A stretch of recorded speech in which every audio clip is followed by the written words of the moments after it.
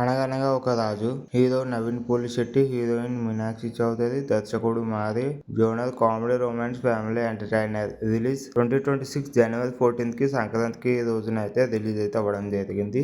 ఈ cinema story విషయానికి వస్తే ఈ సినిమా ఒక light heart comedy family entertainer.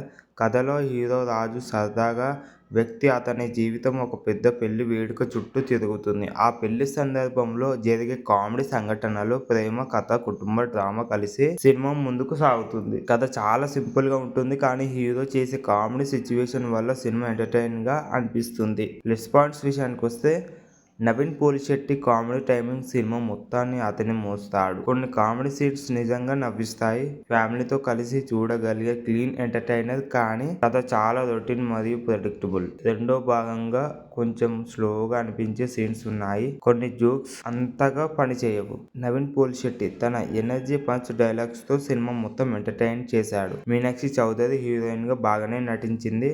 Rao Ramesh చిన్న పాత్రలో కనిపించగా మంచి కామెడీ ఇచ్చాడు. ఈ మూవీ నెట్ఫ్లిక్స్ లో లైవ్ స్ట్రీమింగ్ అవుతుంది. తెలుగులో కూడా అవైలబుల్ ఉంది, వెళ్ళి చూడొచ్చు.